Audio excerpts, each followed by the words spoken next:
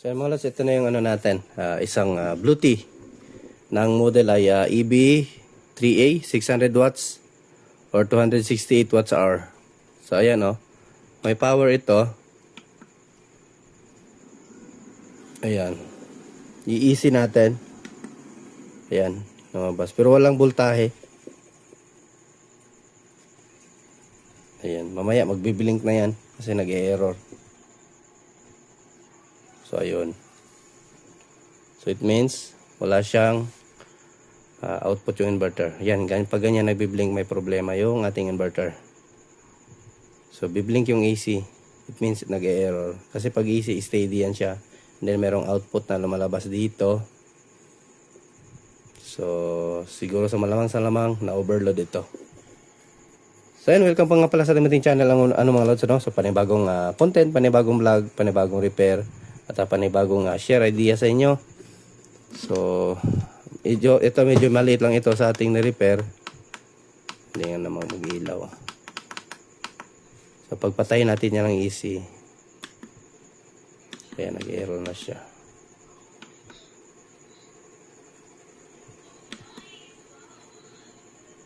So hindi na siya mamatay. So may kabigatan din. Parang bagong-bago pa ito eh. Ano yung charger nito? Check natin yung voltahe ng battery.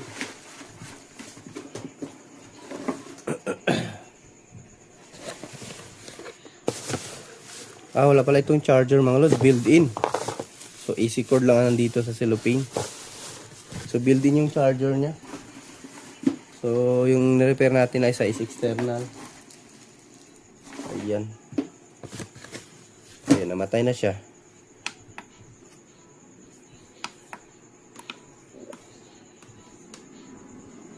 Pero pag ito, okay. Pero pag once i-invert natin yan, mag-e-error na yan siya.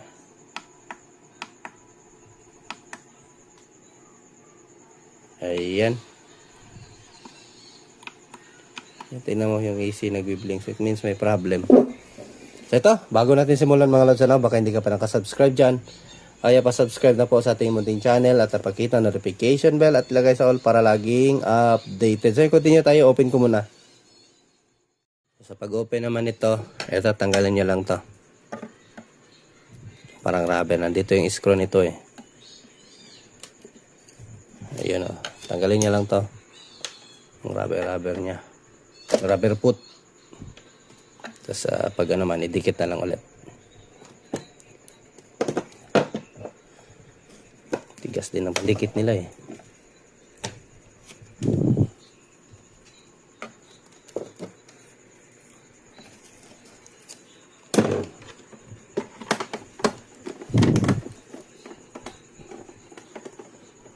Ilang volt kaya battery nito? Wala kasing dito pala sa ilalim. Ito pala yung niya. So tignan natin ngayon.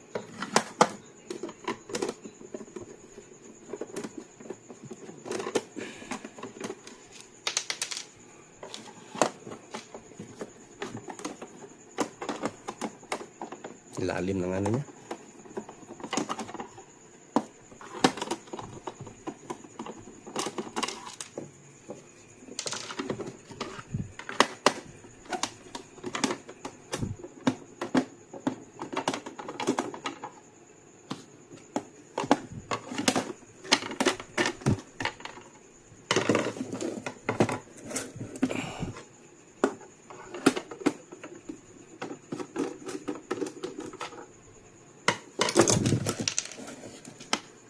So basahin natin specification nito.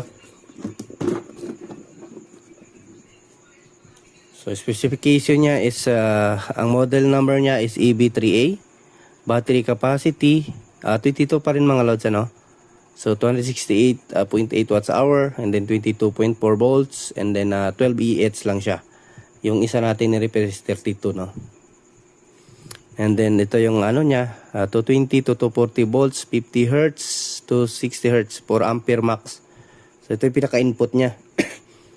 Din yung DC natin, kagaya nung yung solar panel, 12 volts to 28 volt DC. 8.5 ampere. 200 watts max, ano. So, ayan, yung output niya to 22 to 40, 600 watts total. So, yung 600 watts, ilis nyo lang yan ng 20% para yun yung pinakasagad nyo. Para may allowance pa yung inyong inverter ng inyong Bluetooth. So, ito, tanggalin na natin. Yun. Same pa rin. Nagkaiba nga lang ay mas maano tong inverter niya. So, ayan o. Ayan. Ayan ba yung pinaka-inverter niya. Ito yung driver board niya. Ayun. So, ito yung check natin ngayon kung bakit walang output na AC. Ito yung ating battery. So, same pa rin sila ng BMS yung unang ni-repair natin. Naka 7 series. So, ito yung laman ninyong Bluetooth. Ayan. Kung may Bluetooth naman kayo, huwag nyo naman sana sagarin or i-overload para naman na tatagal sa inyo, no? So, ibang forma, ibang plastaran yung kanyang pinaka charging. Ito ngayon, mas marami yung niya sa charging MOSFET niya. Hindi makita eh. Ayan, bali 4. Yung sa ating ginawa is 2 lang. So, mas in-upgrade nila ito. So, it means mas matibay yung nito. Yung sa charging niya. And then yung MOSFET naman sa output is almost same lang So, ayan.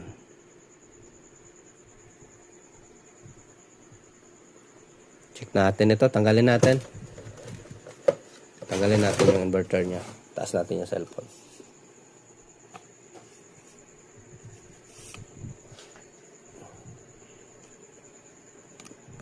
Ayan. Taas natin konti. Tanggalin muna natin yung battery. Ito yung battery niya. Ayan, para walang supply papuntang inverter.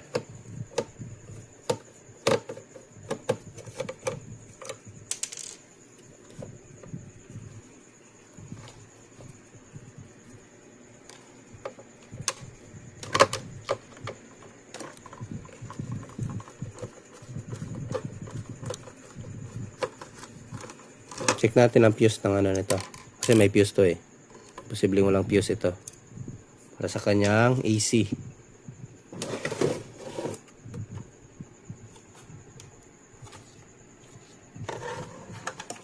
Tanggalin muna natin yung pinaka-panel niya, LCD.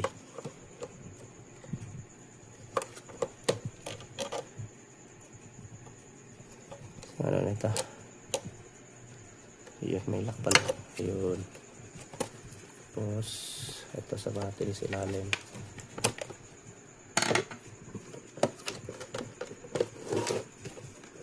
Hindi. Mamaya na yun. Tanggalin lang natin ang screw. Ayun, yung location ko pala mga lods, kahit tinatap na natin, may nagtatanong pa rin sana ng ating location. So, yung location ko po ay Zamboanga City. Kaya pasensya na yun sa mga malayong area. Ay hindi ko po kayo maabot. Pero yung iba naman, pinapadala naman sa atin. Kapag may papagawa sila.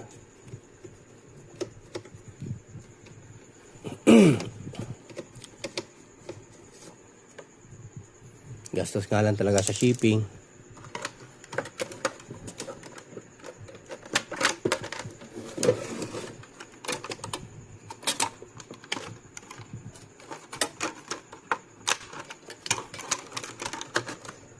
Tanggal muna natin lahat ng mga na-connection dito.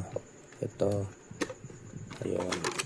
Matanggal natin yung ang daming piyesa sa niya, sa LCD niya, dito banda, At maliit lang, siksik naman. Maganda nga lang talaga yung Bluetooth. Kailangan nyo lang talaga wag sagarin. So, ito may plastic pa, Tanggalin na muna natin to.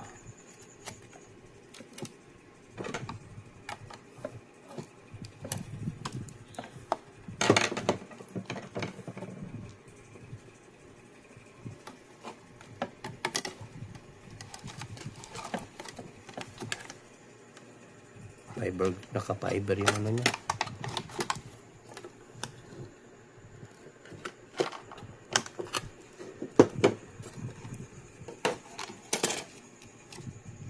Ground. Pinaka-ground pala ito. May connection pala. Ayan. Ground. Star ground. So, ito yung laman niya. Check natin kung may fuse ito dito. Galing sa ating battery. Ito fuse to.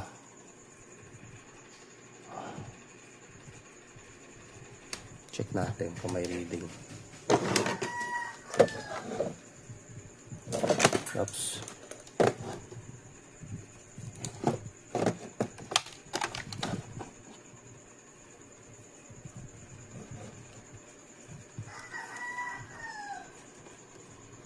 Ito ground.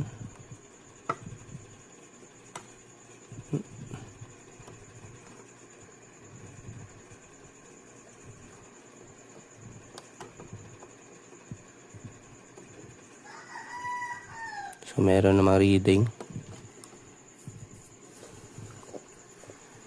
Tapos, suyod-suyod lang tayo. Bago natin i-tester yung mga MOSFET, suyod muna. Kasi minsan may fuse, mga fuse ito eh. Yung positive. So, yun o.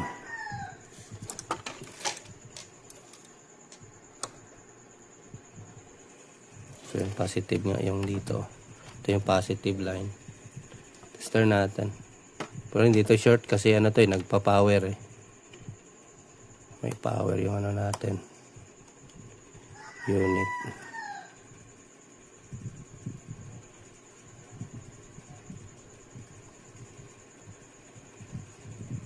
Reverse natin. So, yung goods yung unit natin sa dito pinaka-MOSFET niya sa charging, no? Problem natin dito yung sa output niya. Bakit? Tulang 220 volt.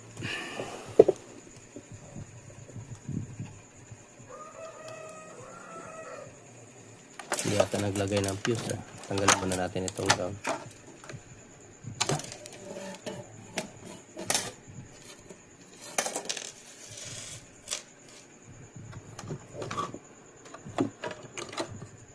Itong takip na to din natin masilip ng maayos.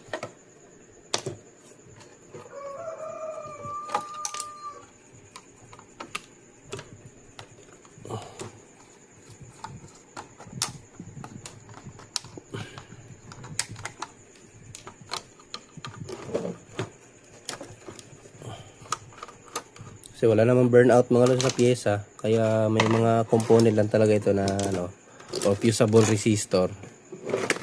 Yun yung hanapin natin.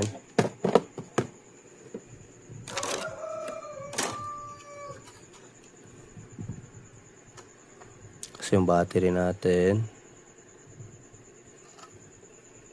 wala naman, makinis naman yung mga pyesa niya eh.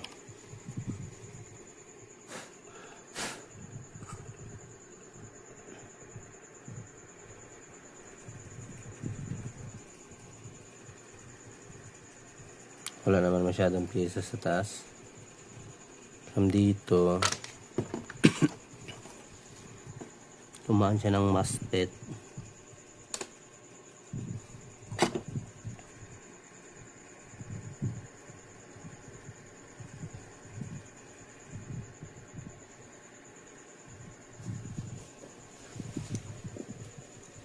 Check natin.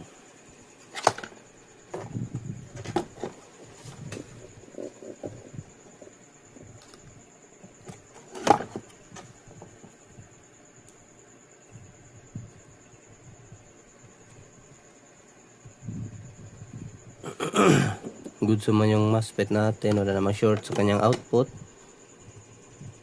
Excuse me, so yan. Nubo tayo.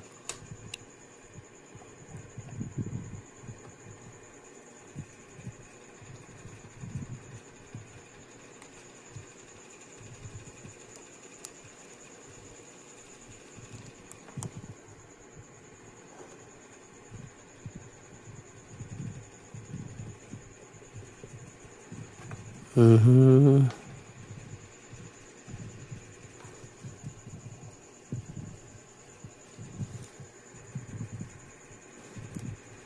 So yun, continue lang tayo mga lods, para hindi masyado mahaba yung video natin. So troubleshoot ko muna to. At ayan, i-share ko lang sa inyo kung ano yung pyesa na sira, ano, or anong component yung or kumbaga faulty component nito na sanhi ng walang output.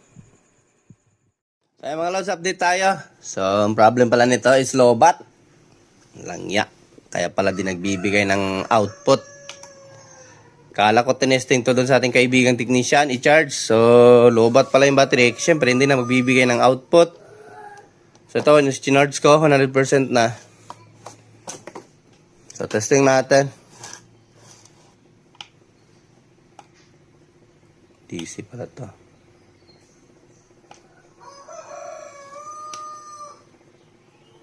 Ayan. Ito tayo sa AC. So, tester natin kung may output voltage. Sana yung ano natin. Ayan, di naman nagbiblink yung ano. Kaya pala nagbiblink yung lobat. So, ayan may kuryente na. Ano ba itong kaibigang technician natin?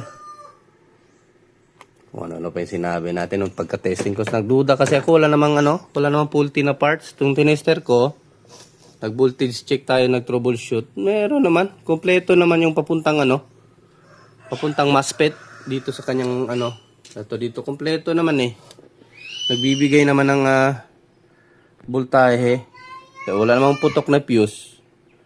So, nung tinester ko, nasa pala yung battery? Nasa 10% na lang. So, kasi yung pinaka-drain nito is 20%. Pa siya, bibigay pa. Kung babagsak pababa na siya nasa papuntang 10%, so hindi na siya magbibigay.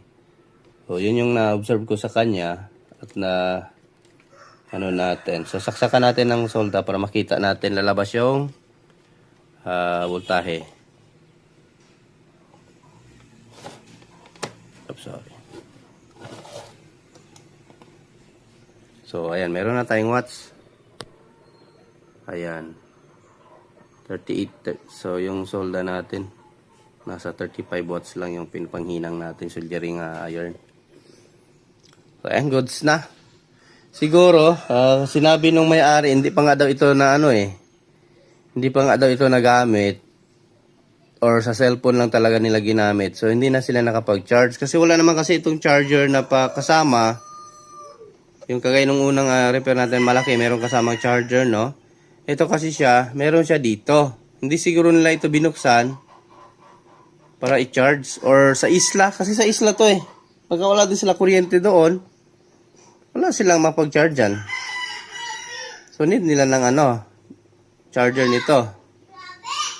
So, kahit solar panel lang siguro, Yun yung problem. Sa isla kasi to, may-ari Muslim yung may-ari natin, kapatid na Muslim natin. So, ito yung problem. So, goods naman. Okay na. Lobat lang pala. Ay sagad siguro nila sa paggamit. Kaya sinabi nung hindi pa nga daw ito na charge. So, ayan. At balik na natin to. Wala namang problema to. Charge lang yung kulang. So, sila na yung bahala mag-usap doon sa kaibigan natin technician. Basta, kung bibigyan siya ng labor doon. Kasi siya naman nagdala dito sa atin. Sila na bahala mag-usap kung bibigyan siya ng labor sa check-up, no? At basta sa atin dito, walang problema. Charge natin, goods naman. So, ayan, hindi na nagbiblink. Kapag nagbiblink pala ito, kapag ka nag-easy ka, malalaman mo na kung nagbiblink siya, it means lobat yung battery or mababa na yung percent. Ito ngayon, naka 100% tayo. Kaya palang pagka-on natin, hindi mo makita dito yung maliit lang yung percent, nasa 15%. So, hindi na siya pala siya magbibigay. So, ayan. At, ayan. Hanggang dito lang muna yung video natin mga lods, Thanks for watching. At magandang buhay. Bye-bye.